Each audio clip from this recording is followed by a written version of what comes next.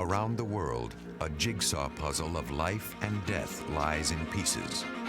It is a story written in the blood of young people defending a country, a cause, an ideal. Some lived to return safely home, and some did not. Others disappeared. On a brisk autumn morning in upstate New York, the earth yields the victims of a savage world war waged more than 200 years ago. Half a world away, dense jungle guards secrets of soldiers gone but not forgotten. Today, a new breed of forensic detectives pieces together their terrible final hours in ways never before possible. How these people lived and died is written in their bones. After long years of lying silent, they begin to tell these soldiers' stories.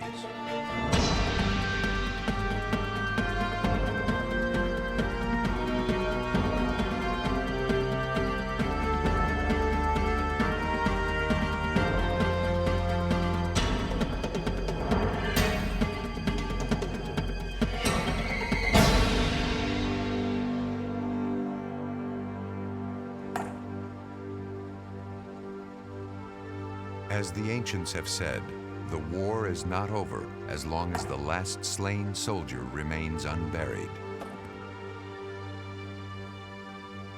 Although the unknown soldiers that lie here are in fact buried, no families were ever notified, no loved ones ever appeared by the grave.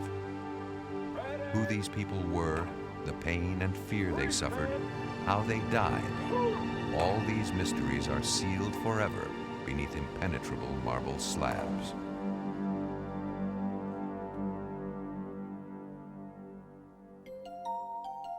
Today, thanks to modern science, no one in the United States military need ever again become an unknown. During Operation Desert Storm in 1990, for the first time in history, the identity of two servicemen was established by extracting DNA from their shattered remains and matching it against the DNA of living relatives, a costly and difficult process. Now, to more easily trace the names of war casualties, blood is taken at recruitment to predetermine each person's DNA pattern, as unique as their fingerprints. DNA, deoxyribonucleic acid, is the blueprint of life. The chemical essence of genes, it exists in all cells of the body and carries the information for eye color, race, height, and other traits. Today, the technology to decipher DNA is so precise that recruits go off to war with a kind of genetic dog tag on file with the government. Hundreds of samples a year arrive at the Armed Forces Institute of Pathology outside Washington, D.C. Morning, sir. How are you? Fine. The laboratory, which is the largest of its type in the world, processes and stores the genetic material. A computer checks name and social security number and prints labels for each packet. Maintained under tight security, the data may not be released except by court order. More than 1 million samples are already placed in deep freeze, each representing a unique human being. Deputy Program Manager is James Canick. For those who have ever visited Arlington or any military cemetery, probably one of the most moving things is to see a grave that doesn't have a name on it.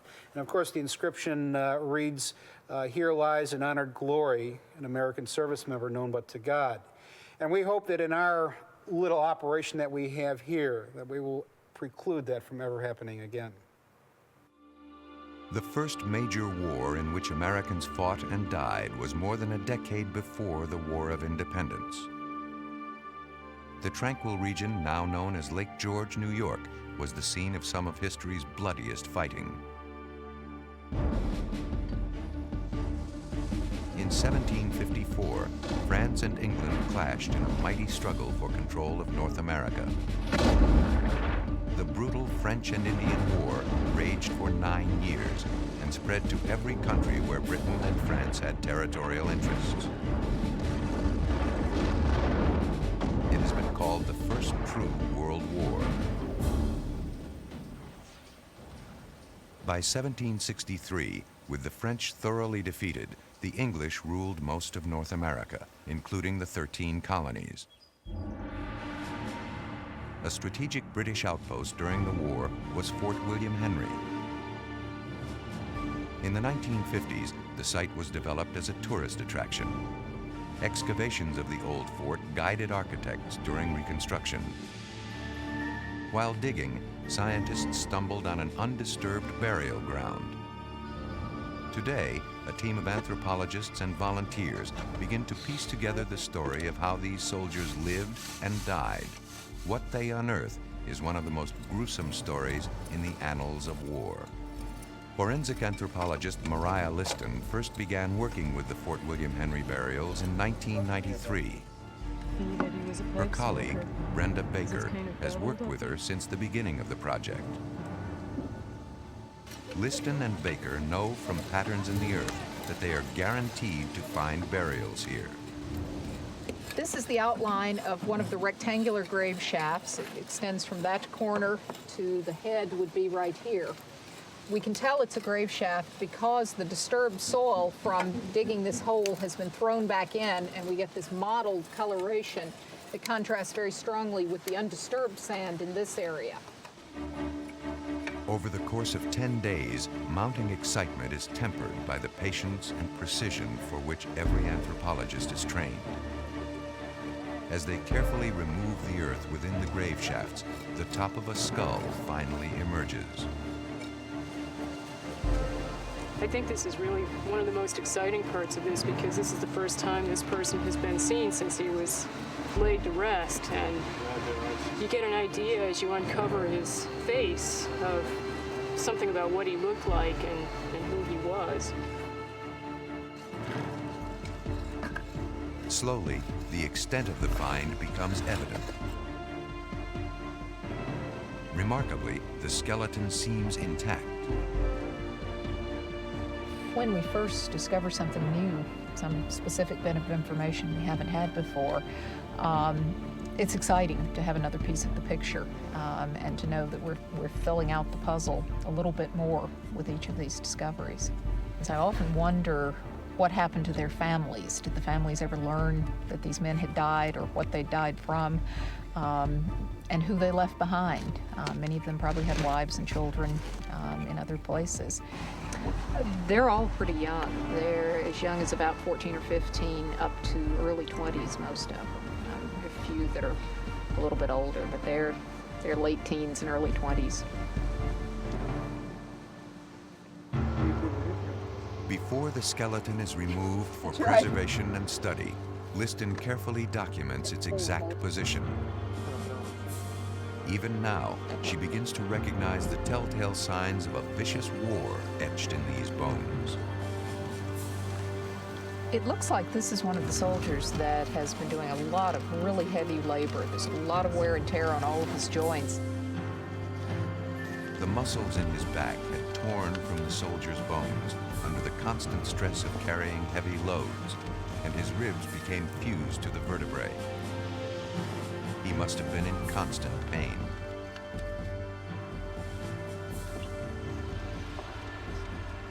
If left exposed to the elements, the bones would deteriorate over time. Working well into the night, the team removes and labels each bone fragment to take to the lab.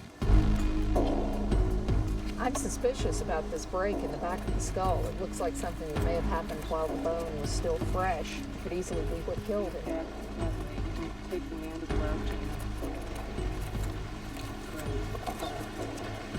His face is going to come away. As the fragile skull is pulled from the earth, the bones crumble. The skull apparently was crushed by the weight of the soil. What a shame. It's this bad fracture here on the bottom, too, that comes across and gets Yeah, That as well. But we may be able to see something a little bit more clearly when we get that all cleaned up here. Two small buttons are found with the skeleton. They appear to be military, but the team can't be sure until they have been removed. One was found in the pelvic cavity of the skeleton, and the other seems to be attached to an unidentified material. and it looks like it's attached to either leather or it may very well be part of his skin. Copper often preserves organic tissue very well. American militia fought alongside the British at Fort William Henry. Items like buttons and fabric may provide clues to rank and nationality. Painstaking work, cleaning, sorting, and documenting the remains will take more than a dozen people weeks to complete. So this is probably where this other button, these two were down, they dropped down into the pelvic cavity, and this one was right up on top of the hip socket. Some artifacts found with the bodies can be identified. Others remain a mystery. But many of the pieces in this detective story finally begin to take form. Far more than a pile of bones, a young soldier has emerged from the depths with a story he waited centuries to tell. Yeah, you can see. So those two. 2 weeks into the excavation, as winter closes in, one complete burial has been unearthed, and several others are still being excavated. The team's task now is to try to read the life history that is written in the bones. The first thing that we can do is take a look at the skull and some of the features on the skull that indicate he's a male. If you look at the area over his eye orbits, you see that it's fairly well developed, and there are brow ridges essentially there, and that's a feature that you find in men. Women's foreheads tend to be a little bit higher. This one slopes back a bit, so that's an indication that this is a man. This is his jaw, his lower jaw, and you can see it's very large and robust, and the chin is extremely square, and this is another feature of a male. Next, they must determine the person's age at death. And if you look at the ends of his bones in his arms and legs, you can see that they're completely fused together. In younger individuals, you would see separate caps at the ends of the bones, and because those caps have fused on, we know that he's at least more than about 18 years old. We can see that his molars are all completely erupted here, including his wisdom tooth, and that usually erupts when you're about 18 to 21 years old. So again, another indicator that he's an adult male. Many other questions remain. What was life at Fort William Henry like for this man? What was the condition of his health? Most of the younger individuals had very severe arthritis. The only place where he has any significant arthritis is here in his right elbow. And this is the forearm. This is the bone where it hooks over your upper arm and allows you to move it back and forth like that. And if you compare the right elbow to the left elbow, you can see how much rougher this surface is here on the right. So this means he had a lot more action in his right arm, and because of the arthritis showing up just in his right elbow, it suggests that he's a right-handed man. We have another clue that he was right-handed because he's got wear on some of his teeth on his lower jaw, and you can see it's beveled right on these cusp surfaces here. So he's probably clenching a pipe over on the left side of his jaw. And that's what would have caused that kind of strange wear pattern on his lower teeth. And because he was clenching that on the left side of his jaw, he was probably right-handed. You would put the pipe in the left side of your mouth and use your left hand to take the pipe in and out.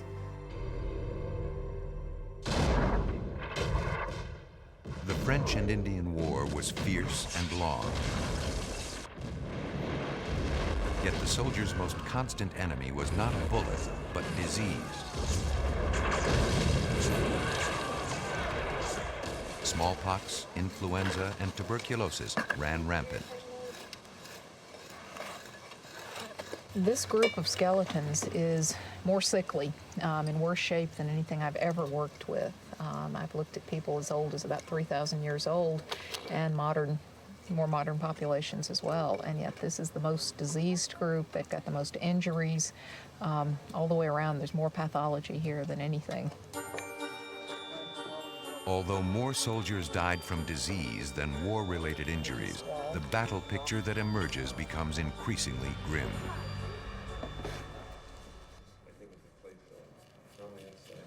This soldier is an example of one that was shot. There's this depression that caused the bone to be crushed here, and another one at the top of the bone here. You can actually see the rounded depression of the musket ball. A lot of the soldiers that we found died from blows to the head. Here, something struck the soldier and punctured the bone, forcing fragments inside the skull and also fracturing it here down toward his eye and also running back toward the back of the skull. Diaries reveal that as the French attacked Fort William Henry, the British simply surrendered, too sick with smallpox to fight back. Then, without warning, a group of Indians allied to the French attacked and slaughtered the ill and injured men.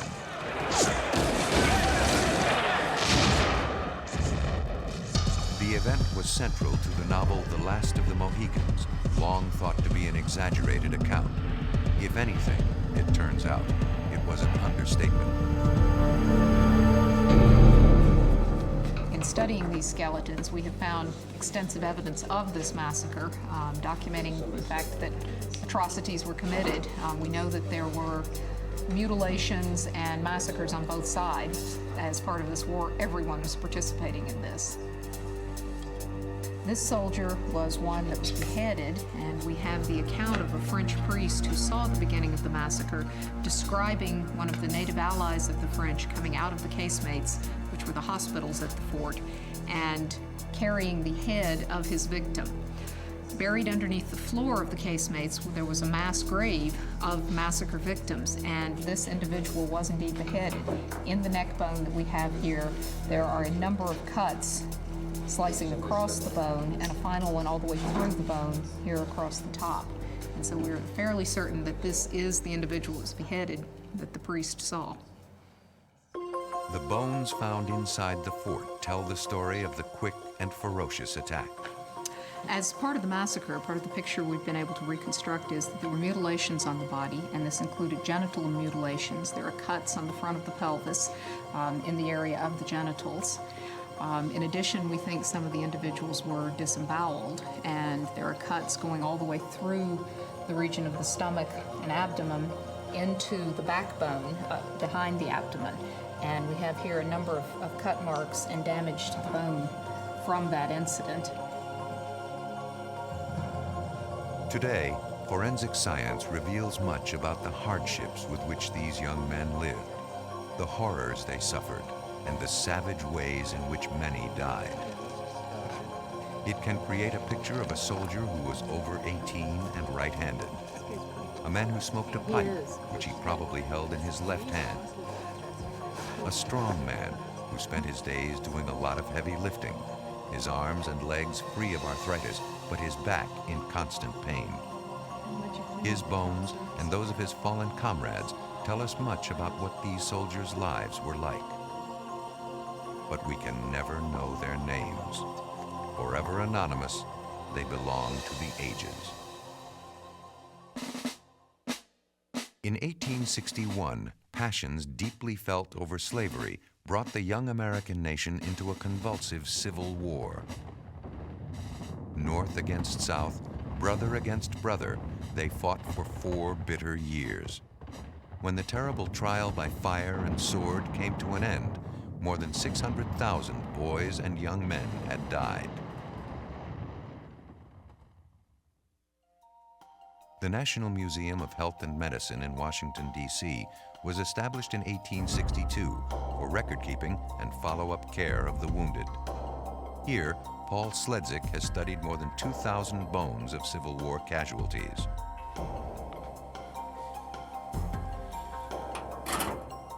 Although bone may appear rock solid, in actuality, it changes over one's lifetime, even over the course of a few days, in response to exercise, wear and tear, and disease.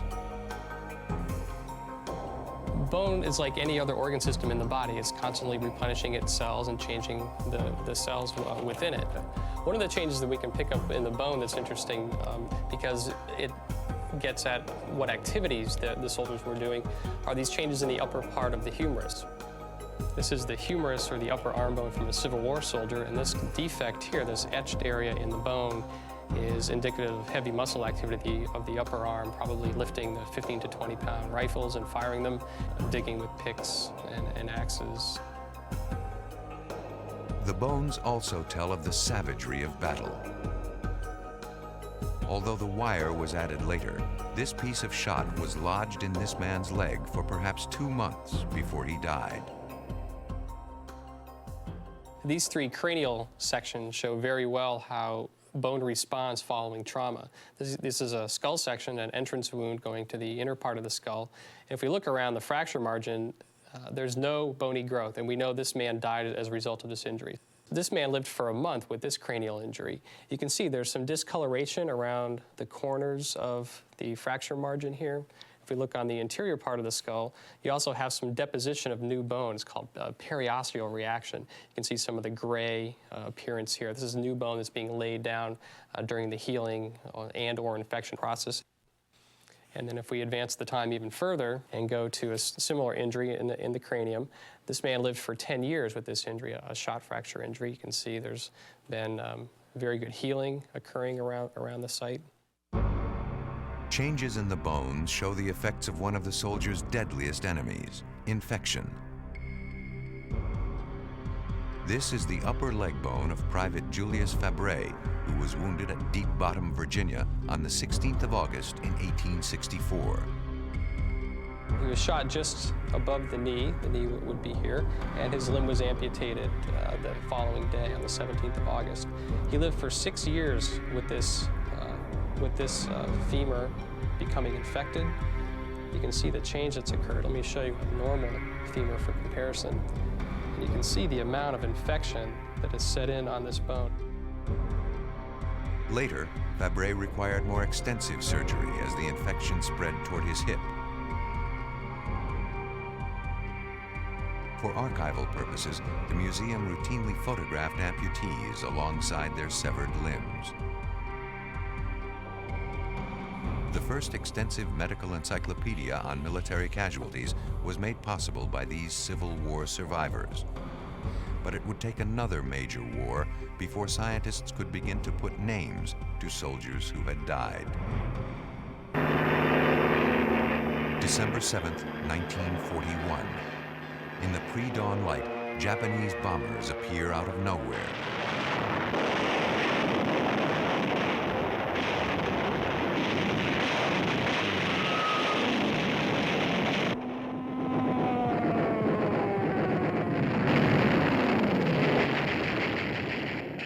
Sirens shriek, bombs explode. Pearl Harbor is destroyed. America is at war. Ironically, a war that took millions of lives would become the greatest boon to the fledgling science of forensic anthropology. World War II was the first war for which our service members had documented health records. By matching skeletal remains against known medical information, scientists were able to gather enough anatomical statistics to understand the life history each of us has written in our bones. During World War II and Korea, we had the first opportunity as a science to really look at some good documented modern samples and develop some new techniques for determining stature and age on these men that were killed during the war. Since we knew who they were positively identified, we could measure the length of a femur or a long bone and plug that into the stature regression formula or make new stature regression formula from that. Now, with a simple wooden board and a set of mathematical equations, anthropologists could begin to piece together profiles of the dead. This bone is 323 millimeters long, and if we plug that into our stature formula, our regression formula for stature, we know this is a white male. We come up with an estimate of about 67.5 inches, plus or minus an inch on either side. That would be the stature estimate for this individual. But there are nearly 90,000 Americans from World War II, Korea, and Vietnam whose whereabouts are still unknown. Some of their remains have been recovered but not yet named. Other soldiers exist only as charred and shattered fragments hidden in remote jungles. But these men and women are far from forgotten. The search for their identity is one of the great detective stories in forensic science. More than 2.5 million Americans served in the Vietnam War, the longest war in American history.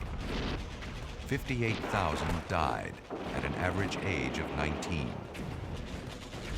Boys barely out of high school. The ferocious guerrilla combat mangled and mutilated bodies, often beyond recognition.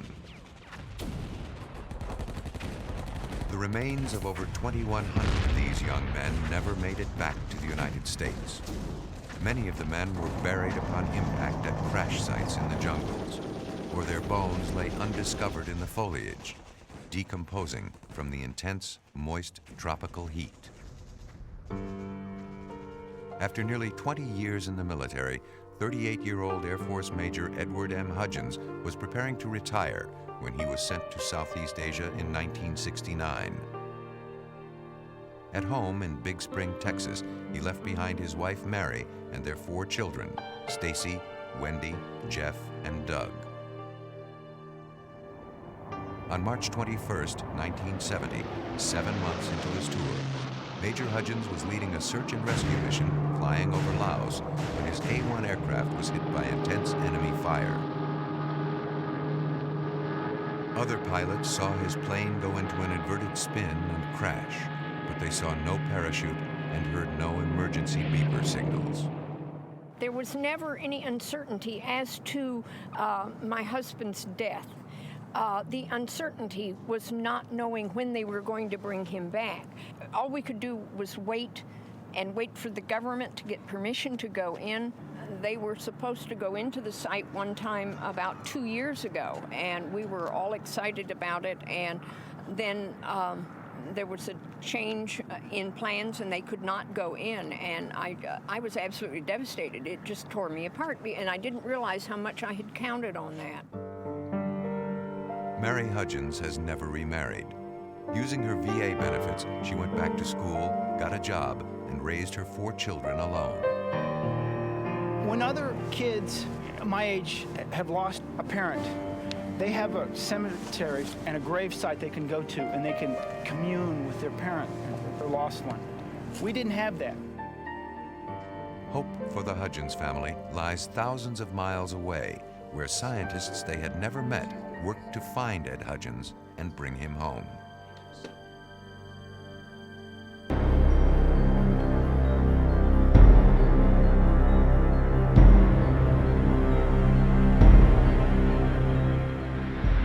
Hawaii's National Cemetery is known as the Punch Bowl. The stairs are flanked by stone walls etched with the names of thousands of soldiers who disappeared in combat, beginning with the Second World War.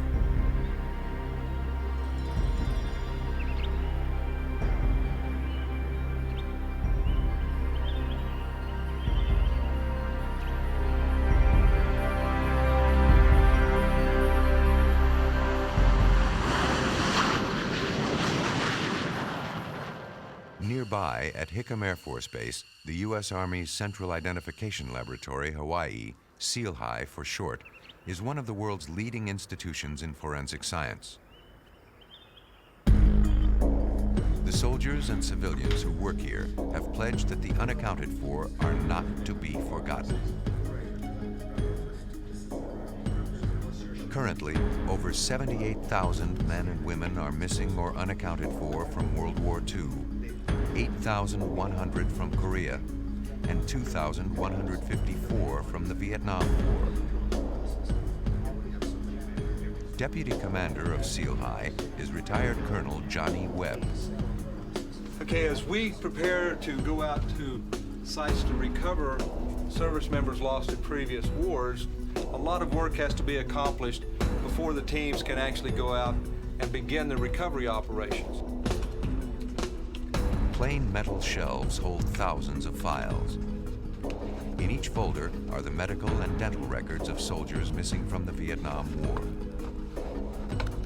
Today, much of the information has been transferred into a massive computer database.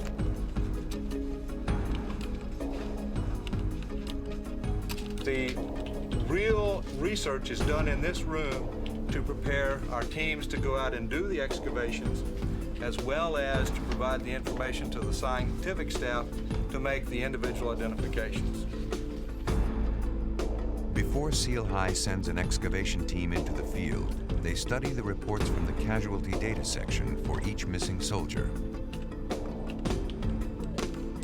They then research any information gathered from outside sources. Eyewitness reports from local villagers who may have found a plane crash or people conducting oil or timber exploration can prove invaluable in pinpointing the exact location where a soldier was last seen.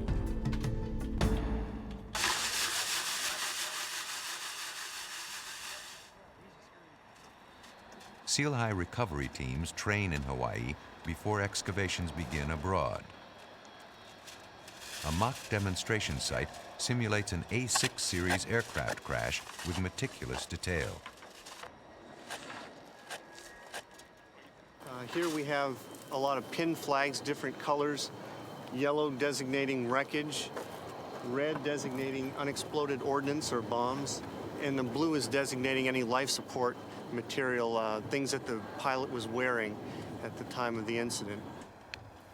A 12 by 16 meter area is laid out in 4 by 4 meter units, so the team can document where each artifact is found.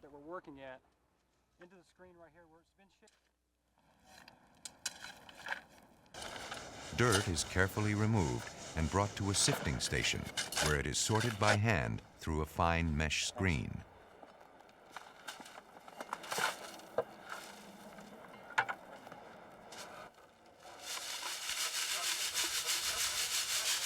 The smallest fragment might make the difference in finding a soldier's name. The team is looking for anything that can be identified, either from the aircraft or personnel. Bones, ID tags, or pieces of a life support system. Something else is fused to it. It's pretty badly corroded. Metal detectors scour the site in hopes of finding scraps from the plane. In the field, the detectors are vitally important, as they also help locate any live ammunition still on the site. Mostly coral, just this band of red. Ground-penetrating radar sends radio waves into the Earth, which reflect off buried objects. Disturbance close to the surface. The surface profile has been disturbed recently. Okay, we have an anomaly. We have metal object. Different types of materials create colored bands, which helps the team assess the likelihood of a burial. The first dramatic use is that when we go to Southeast Asia and we have these witnesses to incidents that occurred in the 60s, these people are apt to be old. And what they do, they say, well, yes, I did bury him, I did bury the American, and I buried him somewhere around here, but it's changed. And then they might point to an area, it's a football field in size, you know? Maybe the body's there, maybe it isn't. But I can eliminate vast areas of it within minutes. After weeks and months of training, men and technology are put to the test in a once forbidden land. The jungles of Vietnam that claimed its victims more than 2 decades ago.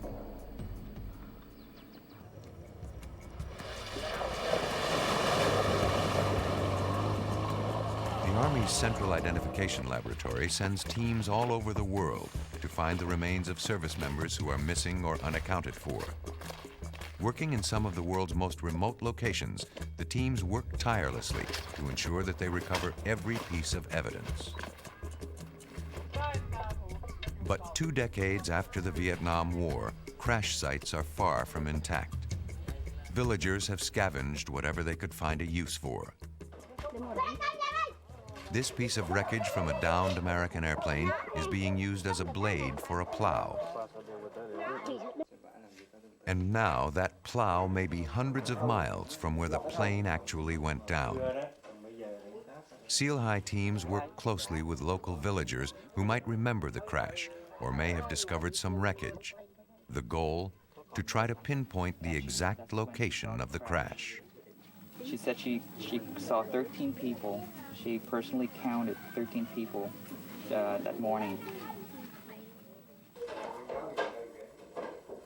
The team compares the information they receive from the villagers with detailed maps prepared at Seal High to determine the coordinates of the probable crash site.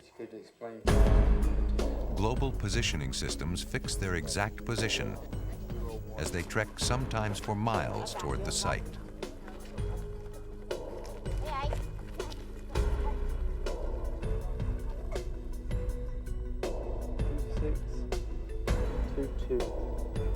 Right dead on it, right in the middle of it. Once the excavation is set up, work begins to find and clear the area of any ammunition. The work requires patience and precision and can be extremely dangerous. Beauty. Okay, move on back. All right, I got it. Live 40mm shells litter this C-130 crash site. Once they are located, they have to be carefully removed and carried to a safe distance where they will be disposed of later.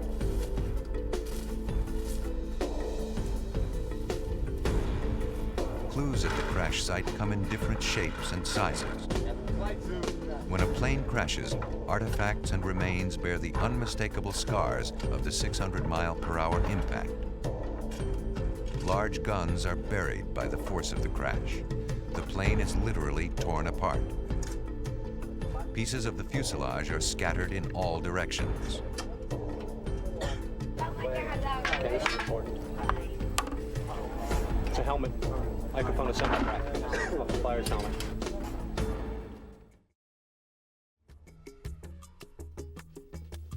Deep in the jungle, another Seal High scouting team uncovers a button from a flight suit. Then, further digging reveals a remnant of fabric from the suit beneath the dense jungle foliage. In a high-tech war, soldiers are mangled by their machines. Finding an intact skeleton in Vietnam would be inconceivable. So every fragment is a vital clue. The most significant finds are human bones and teeth. All the remains found in Vietnam are brought back to the Seal High Laboratory in Hawaii for analysis.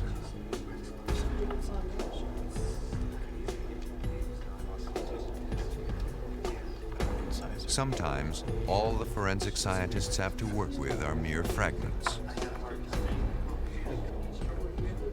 From these, they must piece together whether they are human, and if so, the individual's age, race, height, weight, and ultimately, their name.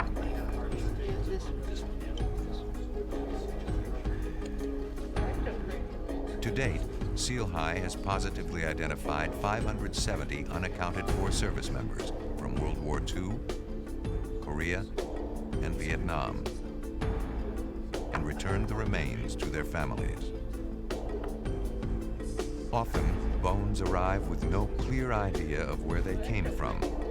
Identifying those remains is Seal High's most difficult task. Many times, several portions of a skeleton arrive at Seal High, each reported to be the remains of the same missing serviceman. Seal High anthropologists must try to identify each fragment of bone and determine who it belonged to. When bones cannot be identified by the standard methods, Seal High turns to DNA testing to analyze the remains.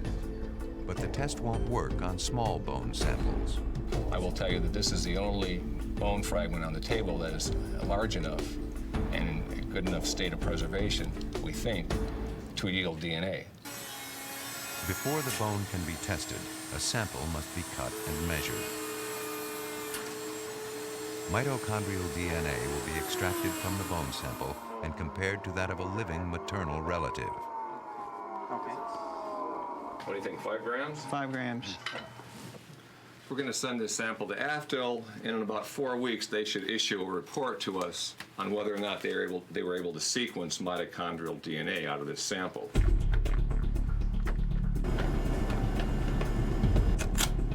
Before any work begins at the Armed Forces DNA Identification Laboratory outside Washington, D.C., the bone sample must be cataloged and photographed. In the laboratory, before the process of extracting its DNA can begin, the exterior surface of the bone sample is cleaned to remove any contaminants. Then, a 2-gram fragment is washed, dried, and pulverized in a blender. The powder then undergoes a chemical reaction that disrupts the cells and releases the DNA into a liquid solution. This incubates overnight with an enzyme which breaks up the proteins within the cells, leaving purified DNA. Mitch Holland is the branch chief of service and genetics systems. DNA fingerprinting is just like a fingerprint. What we do is we look along the sequence of the DNA, we analyze those regions, we compare those regions to, say, a suspect, a family member. When we do that comparison, we're looking for inclusions and exclusions. We're looking for matches and non-matches. Scientists at the Armed Forces Lab have a twofold job: to identify DNA fingerprints from blood samples, and the more complicated task of extracting DNA from remains which may be decades old. In order to match the DNA fingerprint of a missing soldier, the scientists must test it against a blood sample which has been mailed to the Institute by a maternal relative. The process of extracting DNA from old skeletal remains is such a significant advance in biological science that in 1993, one of its creators, Dr. Kary Mullis, earned a Nobel Prize. Scientists had known of DNA since the 19th century, but the mysterious nucleic acid structure was not known until the 20th century. In 1962, James Watson and Francis Crick won the Nobel Prize for uncovering DNA's three-dimensional molecular structure. There are 2 types of DNA: nuclear DNA, which is found only in the cell's nucleus, and mitochondrial DNA, found in the surrounding mitochondria. The first type is not as plentiful as the second, which can endure in bones for thousands of years after death. In both varieties, DNA resembles a twisting ladder with cross rungs composed of adenine, thymine, guanine, and cytosine, or A, T, G, and C for short. The prints in DNA fingerprinting are pieces of A, T, G, and C of varying lengths and arrangements. Mitochondrial DNA is inherited only from the mother. Therefore, people related along maternal lines share identical patterns in their A's, C's, G's, and T's that non-related people probably would not. A match indicates a high probability of identification, but in and of itself is not 100% conclusive. To have a large enough sample to work with, scientists are able to reproduce or copy the DNA in a machine called a thermocycler, which synthesizes millions of exact copies of the DNA within a few hours. The process is known as a polymerase chain reaction. The sample is then carefully loaded onto a gel through which an electric current is passed. Ultraviolet light helps visualize the individual bars of DNA. Then, several samples are loaded onto what is known as a sequencing gel, 1 sample per lane. The sample is then read by a laser, which runs back and forth across it several hundred times a minute. The information is then converted into a peak, which can be translated into an A, G, T, or C. When compared to the family reference sample, if the sequences are identical, they are considered a probable match. Over the years, remains alleged to be those of Ed Hudgens came to Seal High 4 times. Once from an unknown source, once from a Laotian native, and twice from his known crash site.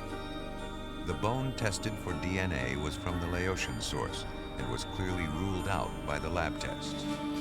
But some of the bones acquired from the unknown source aligned with fragments from the crash site. These can be certified as belonging to Hudgens.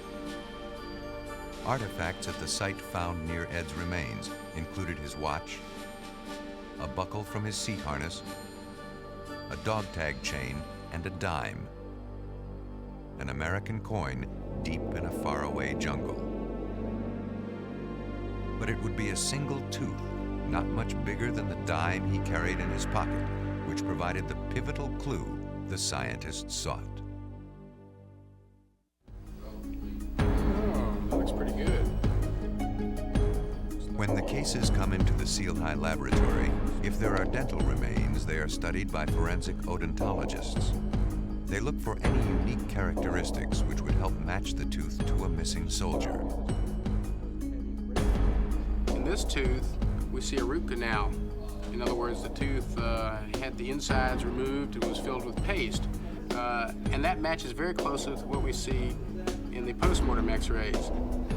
Other fillings that are easy to match are these single fillings on the lower teeth, here and here, as well as this series of fillings on the upper teeth.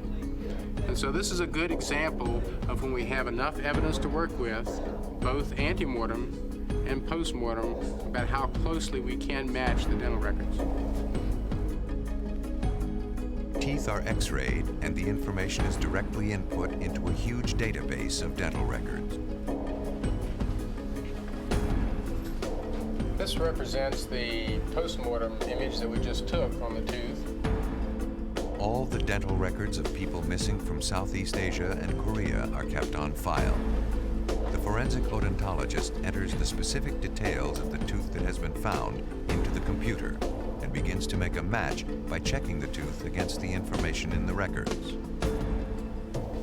This patient had fillings on a couple of teeth in the top right side. The computer checks the characteristics of this single tooth against the thousands of records in its memory. Each time it eliminates a record, it moves closer to finding a match. The forensic odontologist enters more information, and the computer eliminates all but 4 records. This tooth could belong to one of 4 missing men. One more piece of information remains. This molar had a small filling in the bottom right quadrant. This information eliminates all the records but one. The team has made a match. Can you take this down to casualty data and tell them that we have a pretty good hit on Katme, and I'd like to take a look at the record? Yes, sir. Thanks. Only a few hundred bone fragments, most less than ½ an inch in size, and one tooth can be said with certainty to belong to Ed Hudgens. For the family, it is enough. Whether transporting tiny, unidentified bone fragments from an excavation site to a lab in Hawaii, or finally sending a soldier with a name home to his loved ones, Seal High treats all remains with utmost respect.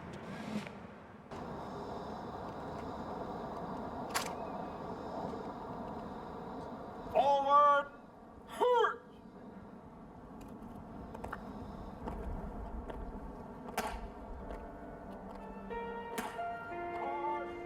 At Arlington National Cemetery, the ritual is repeated every hour, 365 days of the year.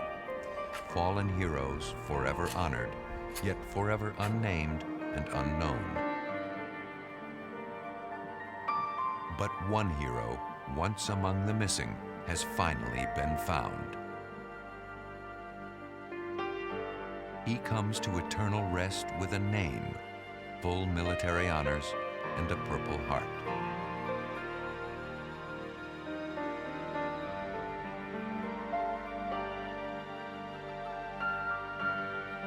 For Mary Hudgens and her children, Ed Hudgens' journey cannot be measured in years nor calculated in miles.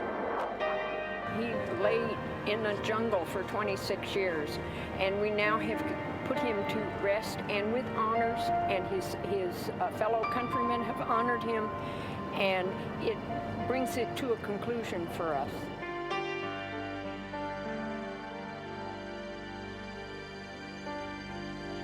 "26 years to the day after Ed Hudgens' plane crashed in the jungles of Southeast Asia, his children lay a wreath at the Tomb of the Unknowns.